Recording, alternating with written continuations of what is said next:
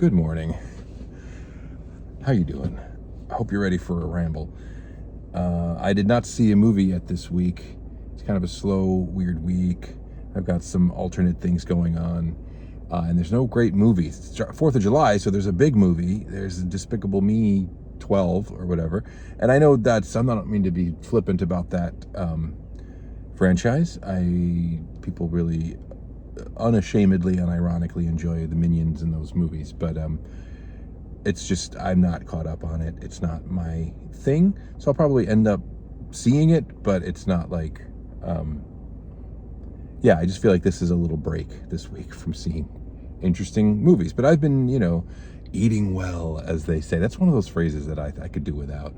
They say that a lot about like video game fans or genre movie fans. We're eating well. I don't know, for some reason that rubs me the wrong way.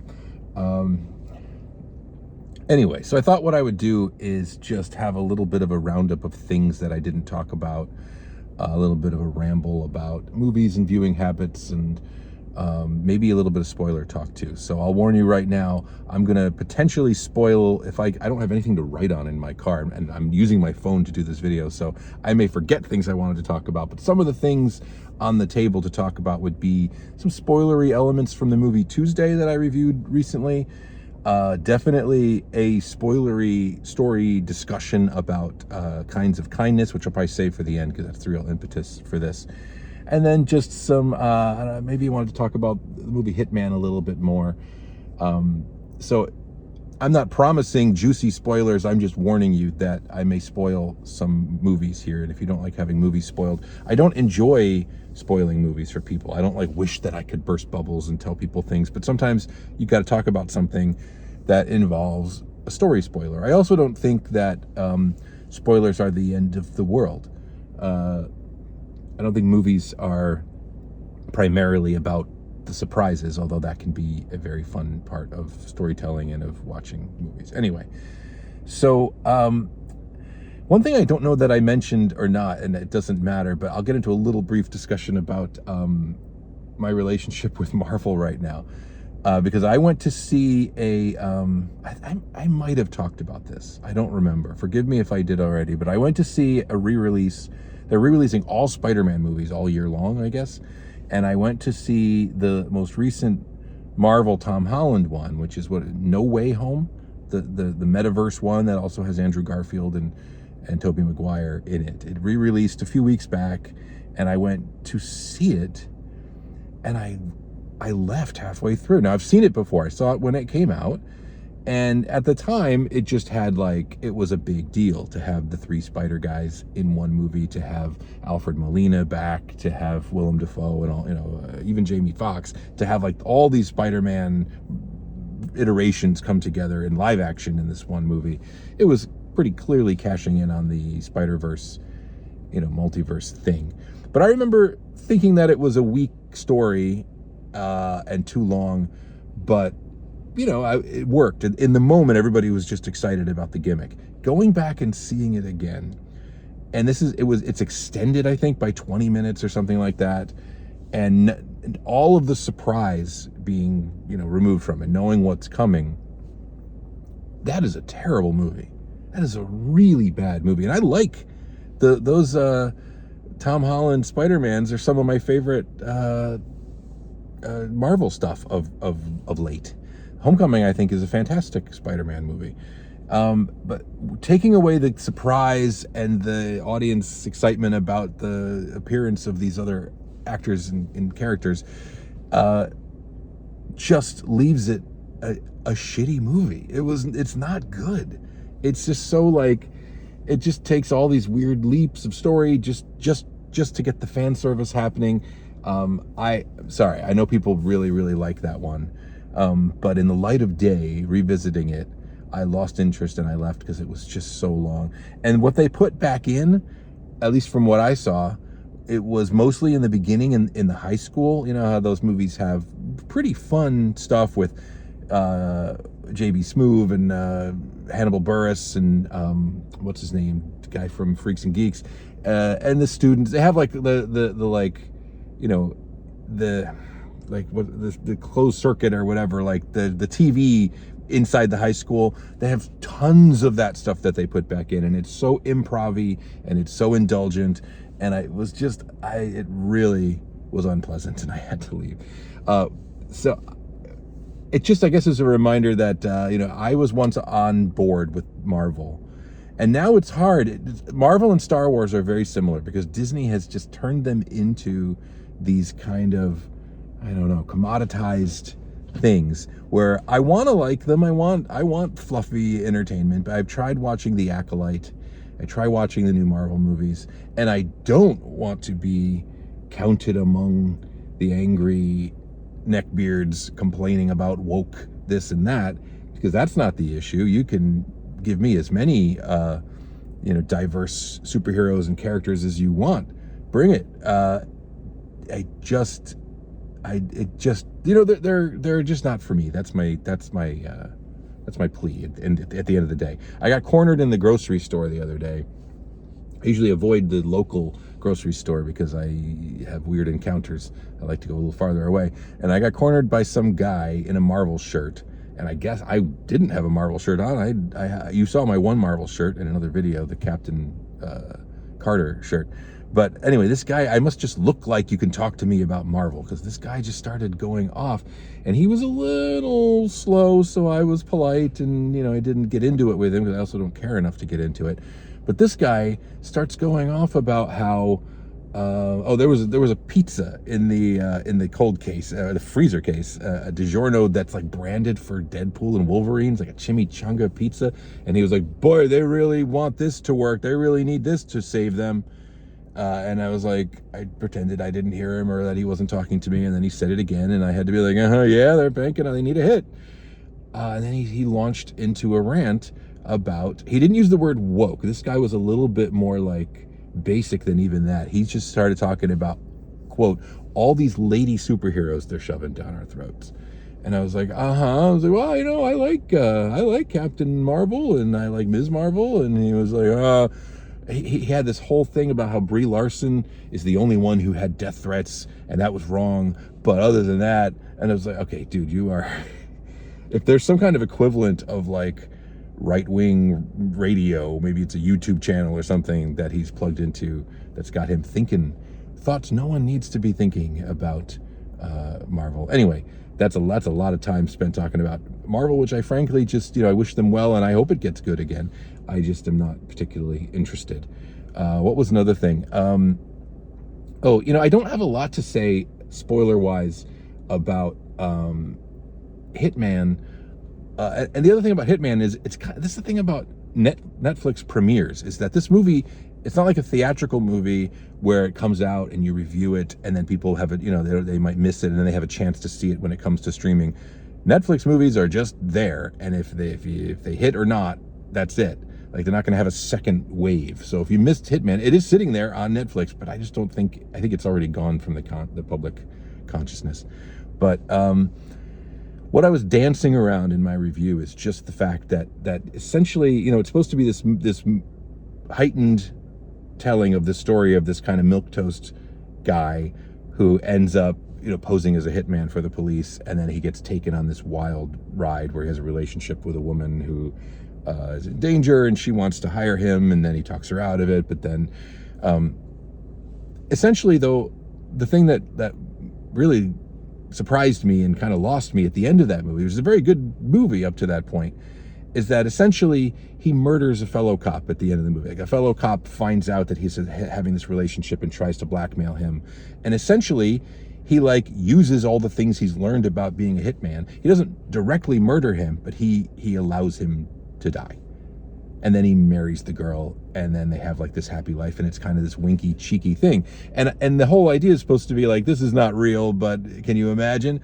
But that just rubbed me the wrong way, especially from Richard Linklater, who, I feel like his movies are very grounded, and they take place in a version of a reality that is believable. So that was really, I guess it's a swing. He took a swing, but that ending really did not work for me. Tuesday, again, I recommend that you see Tuesday. So maybe I won't talk about it for long. Skip ahead a minute or so. But if you know you're not going to see Tuesday, or if you've seen Tuesday by now, this is not really spoiler.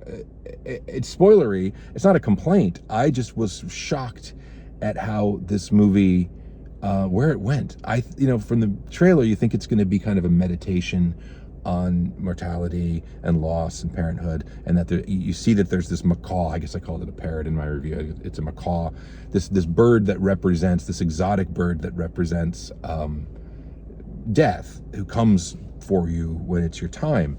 And so I knew it was going to be whimsical and have this magical element in it.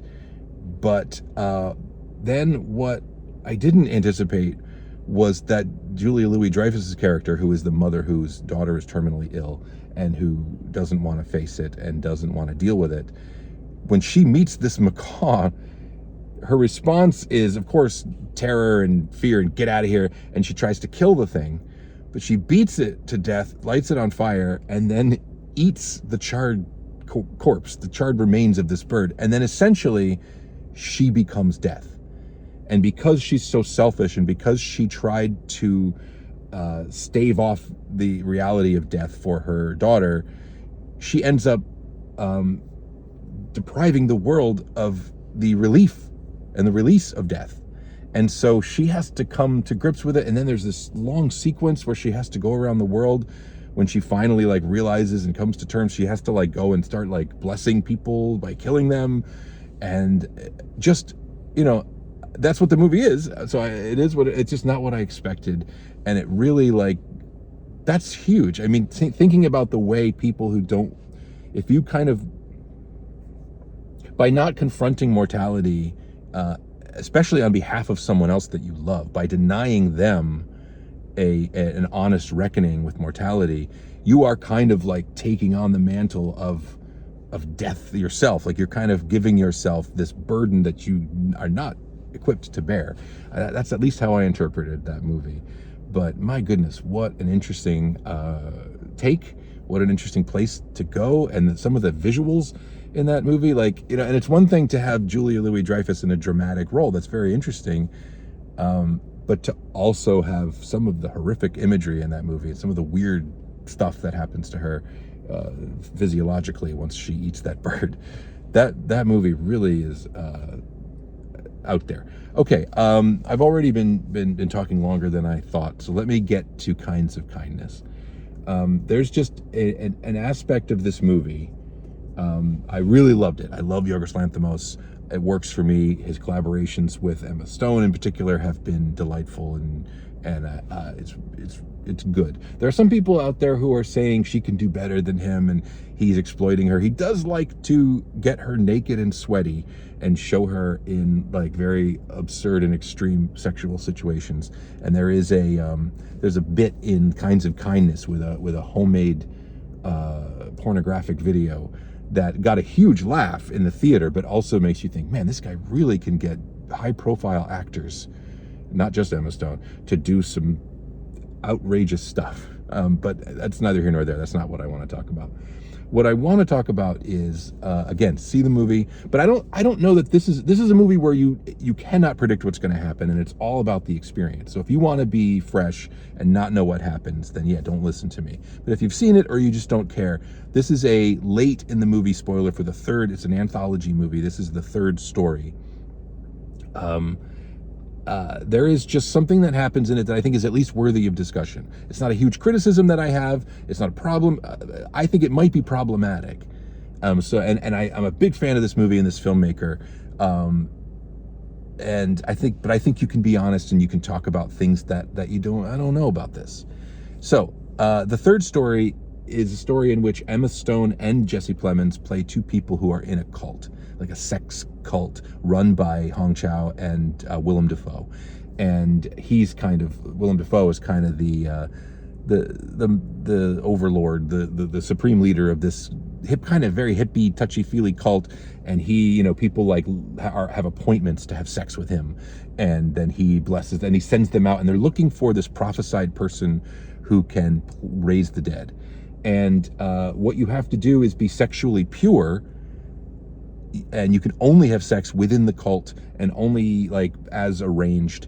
And so we learn partway through this story that Emma Stone has a family, she's been assigned to go follow up on a candidate who might be this Margaret Qualley plays twins, one of whom might be this prophesied figure, and it happens to be in the same city where Emma Stone's husband and young daughter still live. And so she kind of, in between activities, she'll go and kind of camp out and scope it out, and she accidentally runs into them one day, and her husband is desperate, and you can see that he is very, very distraught, and because he lost his wife to this cult, and they have a daughter who's like 10, and he's like, please come home, and she won't have it. She's completely bought into this cult, and so she's like, no, and she agrees for the kids' sake. She even sneaks in at one point when they're not home and puts like a gift on the kid's bed. And so she's this part of her that's concerned about her child's well-being, but she is so bought into this Willem Dafoe sex cult that she just is out. Like so I don't know if it's out of guilt or what, but later in the movie, she agrees to go and visit, and she arrives late. I'm not going to give all the details. Essentially what happens is, up until a certain point, the husband character, and I don't remember the actor's name who plays him, I'm sorry, is very sympathetic. He's just a single dad who all of a sudden his wife is mentally absent and then physically absent because she's off on this island with this cult, and he's desperate for her to come back and for them to be a family again. And that's very, very sympathetic to me. And his character, I was empathizing with him. But then when he gets Emma Stone in the house late at night, the kid is asleep, he essentially drugs her and rapes her.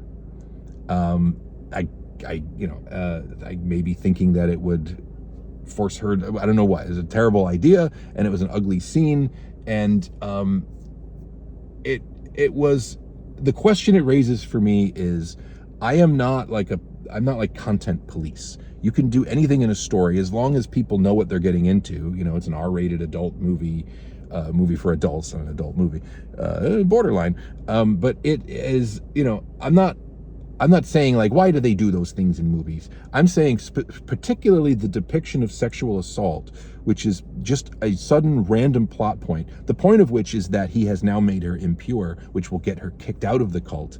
And then that is the impetus for the end of the movie when things get wildly out of control. And she's desperately trying to earn her way back into the cult.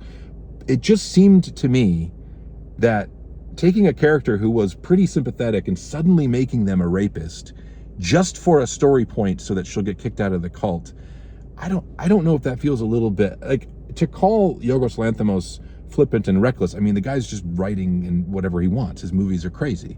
But I just feel like that's such a serious thing, and the depiction of it, even though it kind of almost is played for laughs, it's also horrifying. I guess I'm just asking the question.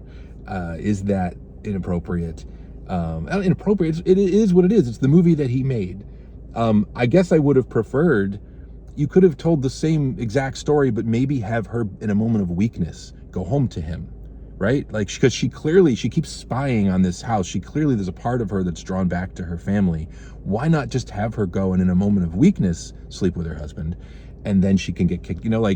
It almost felt like Lanthimos couldn't help himself. Like, he just wanted to have another sweaty, off-putting sex scene in his movie. And again, I'm not content police. I can take it. Let's have weird movies where the filmmakers do whatever they want. I'm here for it. And the fact that Emma Stone is up for so much crazy stuff is, to her credit. Jesse Plemons as well. That's just the tip of the iceberg of some of the insane stuff that's in the movie. But that was my question about it. Is that, I guess just personally, maybe I do have certain boundaries, and maybe sexual assault as a kind of throwaway plot point wasn't my favorite. But anyway, that's a lot of stuff to throw at you for one day. Maybe I'll do this once in a while. I'll just kind of collect some ideas from other videos that I've made and follow up. And I didn't spoil things too bad, I hope. But let me know if you've seen these movies and if you have opinions and thoughts, or if there's anything you'd like me to talk about. Is there anything you'd like me to address or watch or shut up about? Let me know. Thank you so much for watching. You can support me here on the channel on YouTube. You can support me on Patreon. You can just watch and enjoy, and I'll be happy. I bid you peace. Have a good day. Josh out.